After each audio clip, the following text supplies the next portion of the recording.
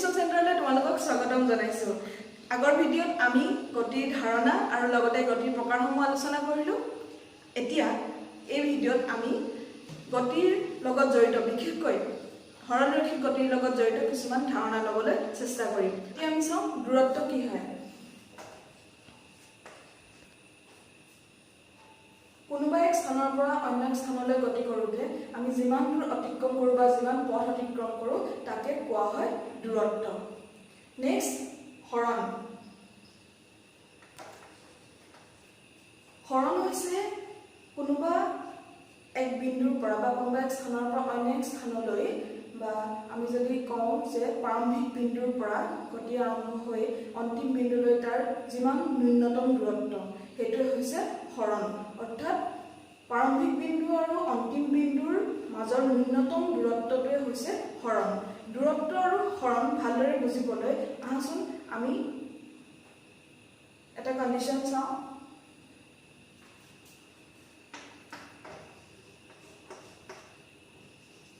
ধৰা হ'ল এৰ পৰা বিলৈ পৰুৱা এজনী গৈ আছে। পৰুৱাজনী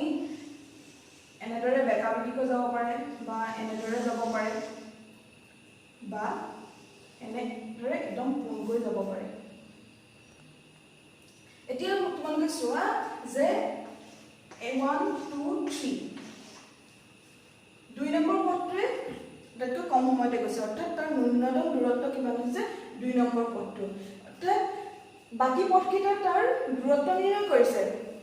নো ডাউট যে এৰ পৰা বিলৈ গৈছে 1 নম্বৰ পথটোৰে জানো তাৰ দূৰত্ব বেলেগ হৈছে, এৰ পৰা বিলৈ 3 নম্বৰ পথটোৰে জানো দূৰত্ব বেলেগ হৈছে, আৰু এৰ পৰা বিলৈ 2 নম্বৰ পথটোৰে যাওঁতেও বেলেগ হৈছে। কিন্তু ন্যূনতম দূৰত্ব ক'ত হৈছে? আমি জানো যে দুটা বিন্দুৰ মাজৰ ন্যূনতম দূৰত্বটো এডাল সৰল ৰেখা বা এডাল ৰেখাখণ্ডেৰে বুজোৱা হয়। গতিকে সৰলৰৈখিক গতিত যেতিয়া গতি কৰিছে তেতিয়া আমি ক'ম যে তাৰ হৰণ এৰ পৰা বিলৈ 2 নম্বৰ পথটোৰে যাওঁতে যিমান দূৰত্ব হৈছে সেইটোৱে তাৰ হৰণ। গতিকে দূৰত্ব হৈছে প্ৰাৰম্ভিক বিন্দুৰ পৰা অন্তিম বিন্দুলৈ অতিক্ৰম কৰা পথৰ মান, আনহাতে হৰণ হৈছে প্ৰাৰম্ভিক বিন্দুৰ পৰা অন্তিম বিন্দুৰ মাজৰ ন্যূনতম দূৰত্ব। এতিয়া আমি চাওঁ দূৰত্ব আৰু হৰণৰ পাৰ্থক্যসমূহ কি কি। এইখিনিতে আমি দেখিছোঁ যে দূৰত্বত আমি কোনো দিশ চোৱা নাই, তাৰ দিশ বেলেগ বেলেগ হ'ব পাৰে। গতিকে দিশ বেলেগ বেলেগ হ'লে তাৰ দূৰত্ব বেলেগ বেলেগ হ'ব পাৰে। অন্য হাতেদি কিন্তু আমি চাইছোঁ হৰণৰ ক্ষেত্ৰত দিশ চাইছোঁ, লগতে তাৰ মানো চাইছোঁ যে সি সৰলৰৈখিক গতিত গতি কৰিব লাগিব, সৰলৰৈখিক পথেৰে গতি কৰিব লাগিব, তেতিয়াহে তাৰ আমি হৰণৰ মানটো নিৰ্ণয় কৰিব পাৰিম। ইয়াৰ পৰা আমি এটা গম পাইছোঁ যে দূৰত্বত আমি কি চাইছোঁ? কেৱল মানটোহে চাইছোঁ, আনহাতে হৰণত আমি কি তাৰ দিশ আৰু মান দুয়োটাই চাইছোঁ। আমি জানো বা কোনোবাই যদি নাজানা মন কৰিবা যে যিবিলাক ৰাশি কেৱল মান থাকে, অকল তাৰ মানটোহে আমি চাওঁ, তেনেবিলাক ৰাশিক কি বুলি কোৱা হয়? স্কেলাৰ ৰাশি। অন্যহাতে যিবিলাক ৰাশিৰ মান আৰু দিশ দুয়োটাই থাকে সেইবিলাকক কোৱা হয় ভেক্টৰ ৰাশি। এতিয়া আমি দূৰত্ব আৰু হৰণৰ মাজত প্ৰথম পাৰ্থক্য পালোঁ যে দূৰত্ব স্কেলাৰ ৰাশি, অন্যহাতে হৰণ ভেক্টৰ ৰাশি। তোমালোকে মনত ৰাখিবলৈ সহজ হোৱাকৈ এটা কলম বনাই ল'ব পাৰা যে দূৰত্ব আৰু হৰণ। এনেদৰে তোমালোকে কলম বনাই ল'ব পাৰা। প্ৰথম পাৰ্থক্যটো আমি কি পালোঁ যে দূৰত্ব কি হয়? স্কেলাৰ ৰাশি আৰু হৰণ ভেক্টৰ ৰাশি। ঠিক আছে, এতিয়া আমি বেলেগ এটা কণ্ডিশ্যন চাওঁ। সকলোৱে সংখ্যা ৰেখা চিনি পোৱা, আহাচোন চাওঁ।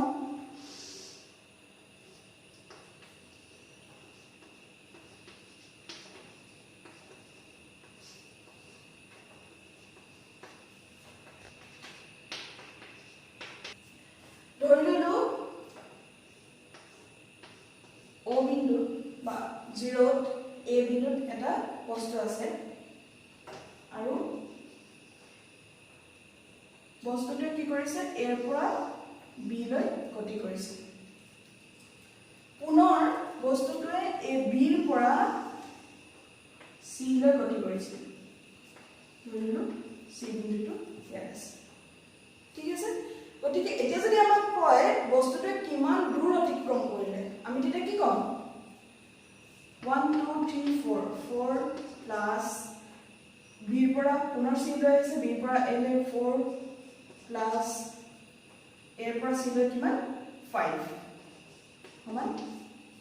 13 আমি যদি মিটাৰত ধৰো মিটাৰ বা কিলোমিটাৰ ধৰিলে কিলোমিটাৰ কিমান পালো আমি দূৰত্ব পালো 13 মিটাৰ আকৌ চাও এই বস্তুটোৰ হৰণ কিমান হ'ব বাৰু হৰণ মানে আমি জানো তাৰ প্ৰাৰম্ভিক বিন্দুৰ পৰা প্ৰাৰম্ভিক বিন্দু তাৰ a আৰু অন্তিম বিন্দু c প্ৰাৰম্ভিক বিন্দুৰ পৰা অন্তিম বিন্দুলৈ যিমান দূৰত্ব ন্যূনতম দূৰত্ব এটো হৈছে হৰণ অৰ্থাৎ আমি ইয়াৰ পৰা দেখিছো বস্তুটোৰ হৰণ কিমান হৈছে -5 এটো হৈছে হৰণ আৰু এটো হৈছে দূৰত্ব ঠিক আছে গতিকে আমি দেখিছো যে দূৰত্ব সদায় ধনাত্মক কিন্তু হৰণ ঋণাত্মকও হ'ব পাৰে অৰ্থাৎ দূৰত্ব কেতিয়াও ঋণাত্মক নহয় হৰণ ঋণাত্মক হ'ব পাৰে লিখি লোৱা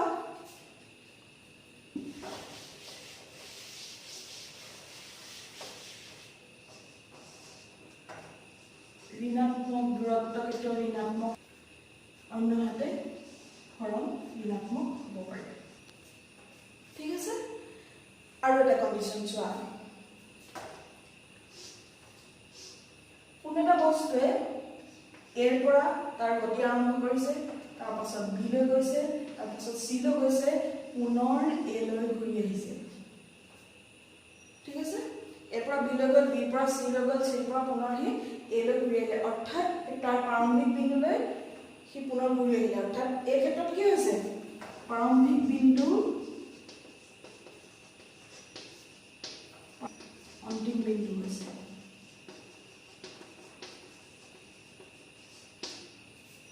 হয়নে প্ৰাৰম্ভিক বিন্দু এ অন্তিম বিন্দু ইয়াত এ হৈছে কিন্তু ইয়াত আমি কি কৰিছো যদি আমি এ পৰা বি লৈ 5 মিটাৰ বুলি ধৰো বি পৰা সি লৈ 5 মিটাৰ বুলি ধৰো ইয়াৰ ক্ষেত্ৰত দূৰত্ব কি হ'ব 5 + 5 10 again 10 + 10 20 মিটাৰ কিন্তু ইয়াত হৰণ কিমান হৈছে শূন্য হৈছে গতিকে দূৰত্ব কেতিয়াও শূন্য হ'ব নোৱাৰে কিন্তু হৰণ শূন্য হ'ব পাৰে লিখিলোৱা দূৰত্বটো আমি কি লিখিম যে কেতিয়াও শূন্য নহয় অন্যহাতে হৰণ কি হ'ব পাৰে শূন্য হ'ব পাৰে গতিকে আমি দূৰত্ব আৰু হৰণৰ পাৰ্থক্য কি পালো দূৰত্ব স্কেলাৰ ৰাখি হৰণ ভেক্টৰ ৰাখি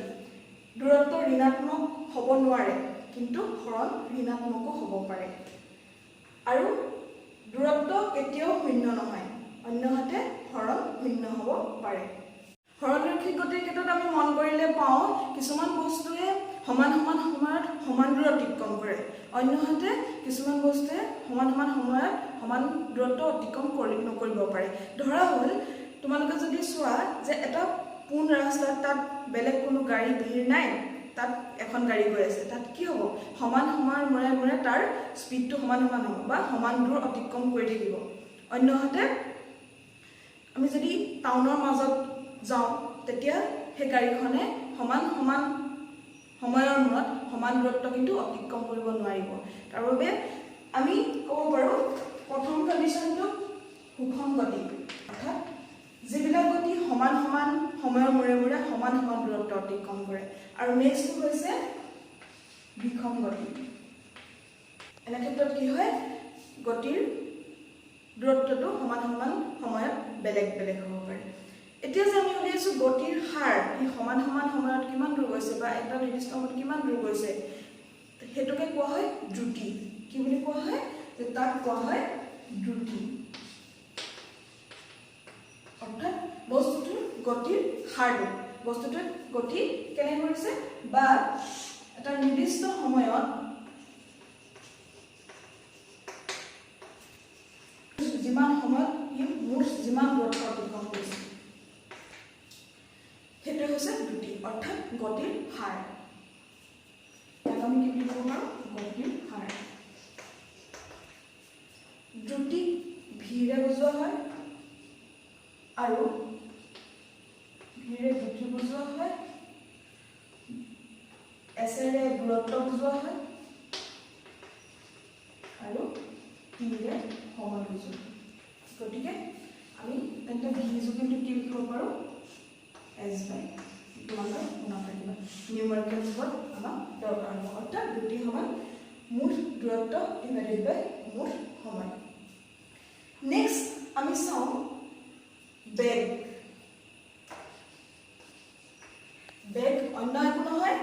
এটা নিৰ্দিষ্ট দিশত বস্তুটোৰ দ্ৰুতি কিমান হৈছে সেইটোৱে হৈছে বেগ অৰ্থাৎ আমি দ্ৰুতিৰ ক্ষেত্ৰত কি চাইছোঁ কেৱল মানটো চাইছোঁ ই এটা নিৰ্দিষ্ট সময়ত কিমান দূৰ অতিক্ৰম কৰিছে কিন্তু বেগৰ ক্ষেত্ৰত কি চাইছোঁ আমি দিশ চাইছোঁ যেনেদৰে আমি দূৰত্ব আৰু হৰণত কি চাইছিলোঁ দূৰত্বত আমি কেৱল মানটো চাইছিলোঁ গতিকে সেই স্কেলাৰ ৰাখি আৰু হৰণত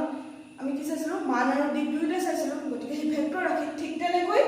দ্ৰুতি স্কেলাৰ ৰাখি বেগ ভেক্টৰ ৰাখি বেগ বুলি ক'লে তেন্তে আমি কি বুজোঁ যে কোনোবা এটা বস্তুৰ এটা নিৰ্দিষ্ট দিশৰ দ্ৰুতি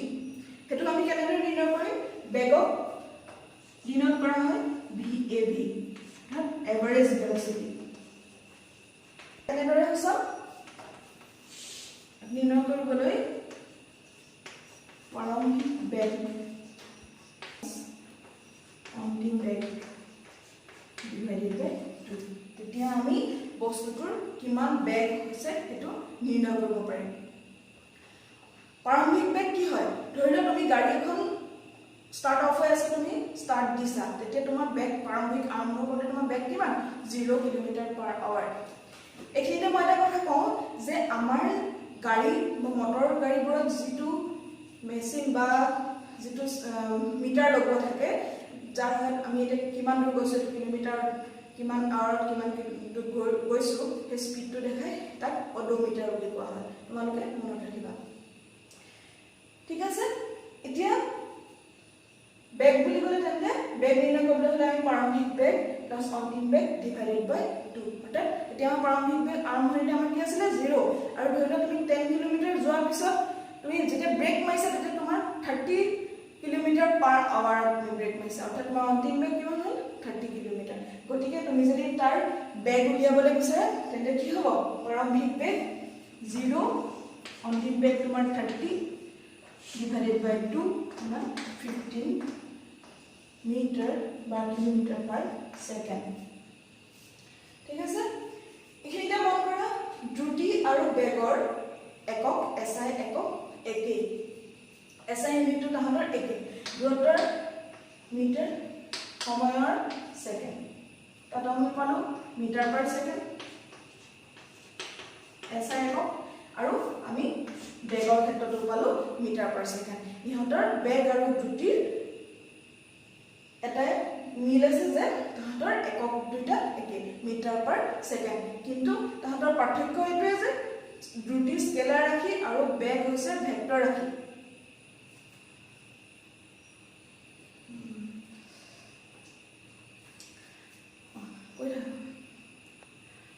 আকৌ মন কৰা বেগ হৈছে কোনোবা এটা নিৰ্দিষ্ট সময়ত বস্তুটোৰ হৰণ অৰ্থাৎ আমি বেগ আৰু এভাৱে নিৰ্ণয় কৰিব পাৰোঁ সেইটো হৈছে হৰণ ডিভাইডেড বাই সময় অৰ্থাৎ এক নিৰ্দিষ্ট সময়ত তাৰ হৰণ কিমান হৈছে সেইটো হৈছে তাৰ বেগ গতিকে আমি এটা আৰু এটা উপায় পালোঁ যে কেনেদৰে কি হয় বেগ কি হয় যে কোনোবা এটা বস্তুৰ নিৰ্দিষ্ট সময়ত তাৰ হৰণৰ মান সেইটো হৈছে বেগ এনেদৰে আমি দুটা পদ্ধতিৰে বেগৰ মান নিৰ্ণয় কৰিব পাৰোঁ নেক্সট আমি আহিম অন্য এটা কনসেপ্ট সেইটো হৈছে ত্বৰণ এতিয়া মই যে ক'লো তোমালোকে গাড়ীখন ষ্টাৰ্ট দিলা আৰু যেতিয়া ব্ৰেক মাৰি লাগে লাষ্টত তেতিয়া আমাৰ কি হৈছে বেগৰ পৰিৱৰ্তন হৈছে নিশ্চয় হৈছে যে প্ৰথমতে 0 কিলোমিটাৰ/আৱাৰ আছিলে নেক্সট 30 কিলোমিটাৰ/আৱাৰ হ'ল এই বেগৰ পৰিৱৰ্তনৰ হাৰ ইয়াকে কোৱা হয় ত্বৰণ অৰ্থাৎ বেগৰ পৰিৱৰ্তনৰ হাৰেই হৈছে বস্তুটোৰ ত্বৰণ ইয়াক আমি এৰে বুজাওঁ অৰ্থাৎ এক্সিলাৰেশ্যন ঠিক আছে ইয়াক আমি লিখিব পাৰোঁ small b minus small u divided by 2 ইয়াত v2 হৈছে অন্তিম বেগ u2 হৈছে প্ৰাৰম্ভিক বেগ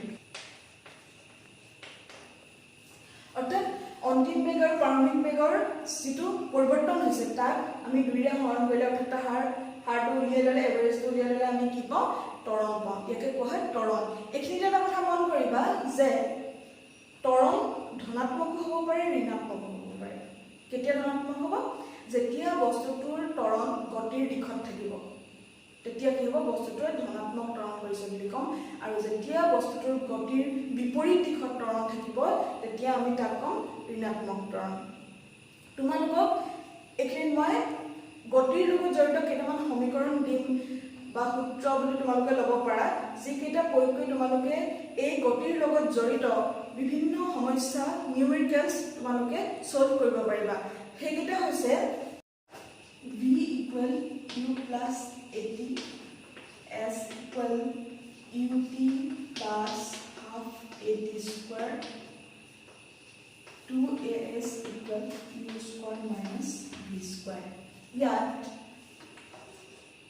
v হৈছে অন্তিম বেগ u হৈছে প্ৰাৰম্ভিক বেগ a হৈছে ত্বৰণ s হৈছে দূৰত্ব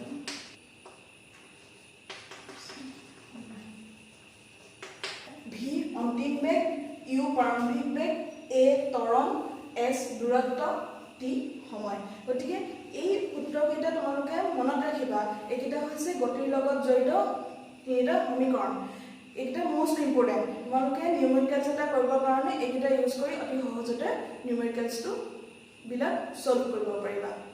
আজিৰ ভিডিঅ'টি ইমানেই তোমালোকৰ যদি কিবা ডাউট আছে তোমালোকে কমেন্ট বক্সত কমেন্ট কৰিব পাৰা আৰু আমাৰ এই কনসেপচুৱেল ভিডিঅ'সমূহ কন্টিনিউ ৰাখিবৰ বাবে আমাৰ চেনেলটো সাবস্ক্ৰাইব কৰি ৰাখিবা